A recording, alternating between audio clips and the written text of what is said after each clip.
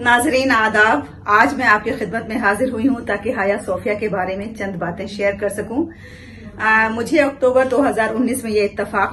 से मौका मिला कि मैं हाया सोफिया की जियारत कर सकूं। मैं टर्की गई और वहां मैंने इस्तांबुल में क़याम किया और इस्तांबुल में क़याम के दौरान मैंने इस इमारत को विजिट किया तो मेरी आंखें खुली की खुली रह गईं। इतनी अजीमुशान इमारत और वो जो एक फन तामीर का शाहकार है, उसको जब मैंने देखा तो उसमें एक तरफ तो हमारे खुलफाए राशिदीन के नाम लिखे थे, दूसरी तरफ हमारे इमाम हुसैन और इमाम हसन के नाम दर्ज थे और फिर इसके बावजूद वहां पे एक मदर मैरी की बहुत सी बड़ी सी तस्वीर भी थी। उसे देख करके मुझे बेइंतहा खुशी हुई कि ये मजहबी रवादारी का एक मुरक्का है। अभी आप सबको मालूम हुआ होगा कि 10 जुलाई को ये फैसला आया है कि उस हाया सोफिया जो कि एक म्यूजियम था उसे मस्जिद में तब्दील करने का ऑर्डर दिया गया। इससे एक तरफ तो लोगों में खुशी की लहर भी दौड़ गई है, लेकिन दूसरी तरफ लोग कहते हैं कि ये मजहबी कौम परस्ती के उरूज का अक्कास है और लोग इसे एक तरह से कट्टरपंथी मानते हैं। तो आज मैं ये बात करूंगी कि आखिर हाया सोफिया की तारीख क्या है और हाया सोफिया को पहले म्यूजियम और फिर मस्जिद में क्यों तब्दील किया गया और इसकी क्या वजूहात हुई, और मैं आपको वहां की हाया सोफिया की वो तस्वीर भी जरूर दिखाऊंगी जो मैंने खुद अपने कैमरे में मुक़य्यद की। 10 लाख पाउंड की लागत लगा के और 5 साल के अरसे में ये गिरजाघर की तामीर का काम मुकम्मल हुआ, जो दूसरा सबसे बड़ा गिरजाघर तस्लीम किया जाने लगा, क्योंकि पहला सबसे बड़ा गिरजाघर इटली में, रोम में ऑलरेडी मौजूद था। और ये जो दूसरा बड़ा गिरजाघर है ये खास तौर से जो ऑर्थोडॉक्स क्रिश्चियंस थे उनका सेंटर तस्लीम किया जाने लगा और इसके बारे में ये भी तस्वुर किया जाने लगा कि जब कभी भी इस पे हमला होगा तो एक फरिश्ता आकर के इस गिरजाघर को और इस गिरजाघर के जितने भी अफराद होंगे उन्हें प्रोटेक्ट करेगा। और ये सिलसिला तकरीबन 1000 साल तक यूं ही चलता रहा और वो दूसरा सबसे बड़ा गिरजाघर तस्लीम किया जाता रहा, यहाँ तक के उस्मानी खिलाफत के एक 21 साला सिपहसालार सुल्तान मोहम्मद फतेह ने टर्की में इस्तांबुल पे हमला आवर होकर के और जब वहाँ फतह हासिल की तो उस वक्त भी बहुत सारे क्रिश्चियंस हाया सोफिया में पनाह गजी हुए और उसने उनको किसी को भी कोई नुकसान पहुंचाए बगैर सबको रिहा कर दिया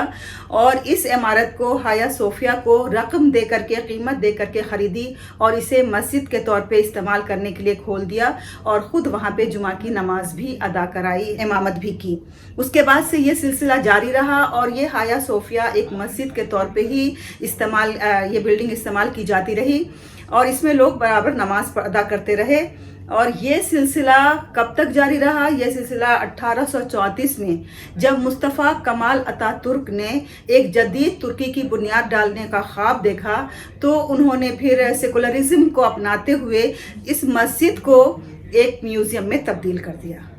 लोग कहते हैं कि उनका ये फैसला कि एक मस्जिद जो ऑलरेडी इस्तेमाल में है उसे तब्दील करके म्यूज़ियम बना देना ही अपनी जगह पे गलत था। इस बिना पे जाहिर सी बात है कि वहाँ एक इश्तियाल की कैफियत पैदा हुई लोगों के अंदर और कुछ अफराद तो बहरहाल इससे खुश थे कि वो एक म्यूज़ियम के तौर पे इस्तेमाल हो रहा है, जो कि एक अट्रैक्टिव म्यूज़ियम समझा जाता है, अट्रैक्टिव, जिसमें दुनिया भर के लोग आते हैं और वो विज़िट करते हैं और टूरिस्ट के लिए एक बहुत अच्छी अट्रैक्टिव चीज़ थी। जैसा कि हम सभी जब टर्की गए तो हमने भी उसे ज़रूर विज़िट किया, जो कोई भी वहाँ जाता उसे ज़रूर विज़िट करता, क्योंकि वो फ़न तामीर का एक बहुत खूबसूरत नमूना है और वो पहली बिल्डिंग है जो कंप्लीट मेहराब के साथ वो बिल्डिंग बनी थी। और जो तलबा ख़ास तौर से आर्किटेक्चर का कोर्स करते हैं वो तो ज़रूर उस बिल्डिंग को देखने जाते हैं, क्योंकि उसमें उनको आर्किटेक्चर के बहुत से ऐसे नमूने मिलते हैं जो पहली बार होने की हैसियत की सनद रखते हैं कि पहली बार ऐसा इस तरह की इमारत बनी थी।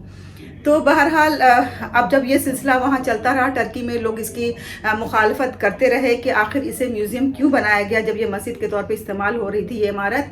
तो बहरहाल इस पे सुनवाइयाँ होती रहीं, यहाँ तक कि जो टर्की की अदालत आलिया है उसने 10 जुलाई 2020 को ये फैसला सुनाया कि हाया सोफिया को अब दोबारा से मस्जिद के तौर पे इस्तेमाल किया जाएगा और उसे नमाज के लिए खोल दिया जाएगा। इससे लोगों में खुशी की लहर दौड़ गई और लोगों को ऐसा एहसास हुआ कि जो उसकी एक हैसियत थी दोबारा उसे वो हैसियत मिल गई। तो नाजरीन, जब कभी भी आपको मौका मिले आप भी ज़रूर टर्की जाएं और इस इमारत को देखें। वाक़तन ये काबिल दीद इमारत है اور آئیے میں آپ کو اس کے چند نظارے سے آپ سب کو روشناس کراتی ہوں اور آپ کو دکھاتی ہوں کہ یہ عمارت کیسی دکھتی ہے اور کتنی خوبصورت ہے یہ عمارت، اور وہاں جا کر کے ایک فخر کا احساس ہوتا ہے، ایک فرحت کا احساس ہوتا ہے۔ ناظرین آداب، آج ہم ہاگیا صوفیہ میں موجود ہیں اور یہ ایک بہت مشہور میوزیم ہے جو استنبول ترکی میں ہے۔ بیسیکلی اس کی جو اوریجنلٹی ہے وہ یہ ہے کہ پہلے یہ ایک چرچ تھا جو 537 میں بنایا گیا تھا، آرتھوڈاکس کیتھولک چرچ، اور 1432 تک یہ ایک چرچ کی حیثیت ہی رکھتا تھا۔ بعد میں جب ترکوں کی آمد ہوئی تو عثمانیہ دور حکومت میں اسے مسجد میں کنورٹ کیا گیا، اور ہم دیکھ سکتے ہیں کہ یہاں پہ کتنی عالی شان مسجد بنی ہوئی ہے، جس میں ہم اللہ محمد صلی اللہ علیہ وسلم کے نام کے علاوہ چاروں خلفائے راشدین کے نام، امام حسن امام حسین کے نام بھی دیکھ سکتے ہیں۔ اور چونکہ یہ ایک بیسکلی چرچ تھا، اس وجہ سے اس میں جو مدر میری کی فوٹو ہے وہ بھی ابھی تک لگی ہوئی ہے۔ اور پھر اس کے بعد عثمانیہ دور حکومت کے زوال کے بعد اسے ایک میوزیم میں تبدیل کر دیا گیا، اور آج یہ بہت ہی مشہور میوزیم ہے جس میں دور دور سے لوگ یہاں اس آرکیٹیکچر کے نمونے کو دیکھنے آتے ہیں، جو کہ بائزنٹائن دور کا سب سے مشہور آرکیٹیکچر کہلاتا ہے، اور کہا جاتا ہے کہ اس نے ایک آرکیٹیکچر کی فیلڈ میں ایک ریولیوشن پیدا کر دیا تھا، اور اس کے بعد سے ایک نئے طرز پہ آرکیٹیکچر شروع ہو گیا تھا۔ تو یہاں حاجیہ صوفیہ میں آ کے ہم سب بہت خوش ہیں، اور یہ جو ہسٹوریکل